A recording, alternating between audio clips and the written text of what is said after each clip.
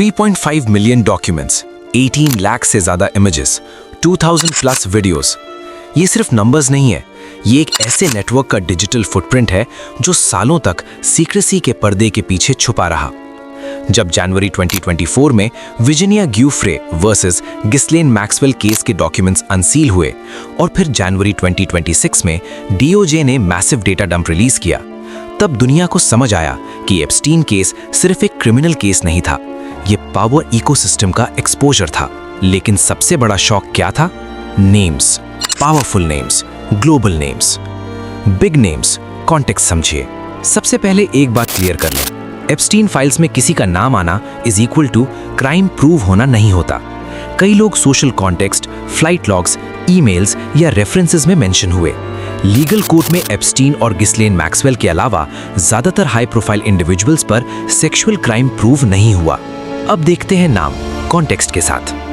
Bill Clinton, former US president Bill Clinton का नाम private jet flight logs में multiple बार मेंशन हुआ। क्लिंटन ने कहा कि उन्होंने ह्यूमैनिटेरियन ट्रैवल किया और उन्हें एप्स्टीन के क्राइम्स की कोई नॉलेज नहीं थी। क्या फ्रीक्वेंट ट्रैवल सस्पिशियस है या पावरफुल लोग सोशल सर्कल्स में नेचुरली इंटरैक्ट करते हैं?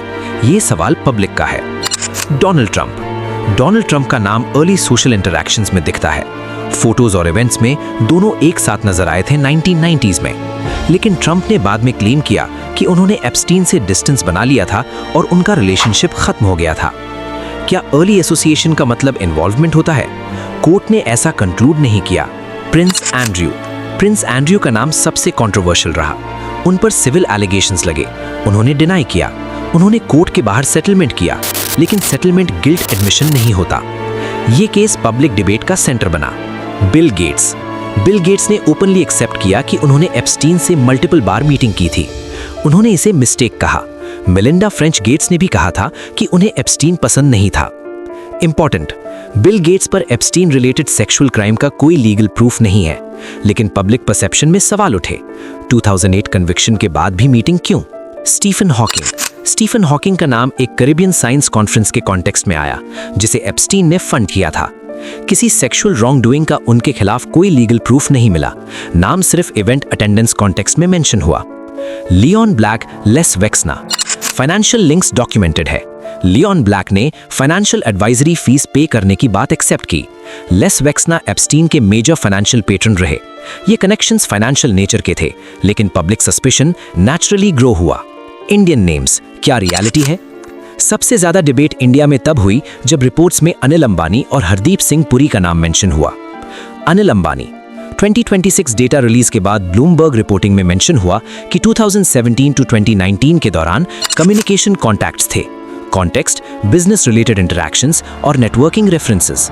कोई क्रिमिनल चार्ज या कोर्ट कन्विक्शन नहीं। मीडिया में विमेन प्रेफरेंसेस टाइप लैंग्वेज का रेफरेंस आया, लेकिन इसका फुल लीगल कॉन्टेक्स्ट क्लियर नहीं है। क्या नेटवर्किंग ईमेल्स को रॉन्ग डूइंग माना जा सकता है या ये सिलेक्टिव इंटरप्रिटेशन है? हरदीप सिंह पुरी, उनका स्टेटमेंट क्लियर था। इंटरैक्शन सिर्फ नेटवर्किंग और डिजिटल इनिशिएटिव से रिलेटेड था। उन पर कोई क्रिमिनल एलिगेशन लीगली प्रूव नहीं हुआ। इंपॉर्टेंट, नरेंद्र मोदी कुछ ऑनलाइन डिस्कशंस में एक अलेज्ड ईमेल का क्लेम वायरल हुआ, लेकिन गवर्नमेंट ऑफ इंडिया ने इसे स्ट्रांगली डिनाई किया। ऑफिशियली मोदी जी का नाम किसी सेक्सुअल क्राइम केस में चार्ज या प्रूव नहीं हुआ। इंपॉर्टेंट है, इंटरनेट स्पेकुलेशन और लीगल एविडेंस अलग चीज होती है। एलॉन मस्क का नाम भी रीसेंट इमेज सर्कुलेशन के बाद हेडलाइंस में आया। एक फोटो सोशल कॉन्टेक्स्ट में वायरल हुई, लेकिन मस्क ने रिपीटेडली डिनाई किया है कि उनका एप्स्टीन नेटवर्क से क्लोज एसोसिएशन था। नाम आना और क्राइम प्रूव होना दोनों अलग चीजें हैं। यहाँ एक इंटरेस्टिंग आयरनी है, मस्क खुद एप्स्टीन फाइल्स ट्रांसपेरेंसी की डिमांड कर रहे थे, और जब न्यू डेटा डंप में उनका नाम मेंशन हुआ, पब्लिक रिएक्शन इंटेंस हो गया। Important reality check, Epstein files में approx 150 plus high profile names mention हुए, लेकिन mention not equal to guilt, social interaction not equal to crime, flight log entry not equal to participation. Court of law में सिर्फ Epstein और Ghislaine Maxwell convicted हुए, बाकी cases में या तो एलिगेशन स्टेज था या सिर्फ कंटेक्चुअल रेफरेंस। पब्लिक रिएक्शन, क्या आपको लगता है?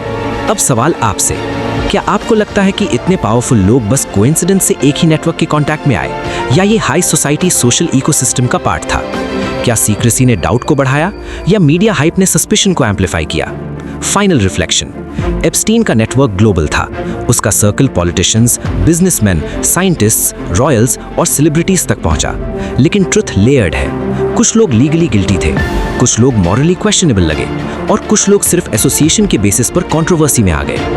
एप्स्टीन फाइल्स ने एक चीज एक्सपोज की, power plus money plus secrecy is equal to public distrust. और जब तक सारे डॉक्यूमेंट्स कंप्लीटली ट्रांसपेरेंट नहीं होते, ये डिबेट रुकने वाली नहीं।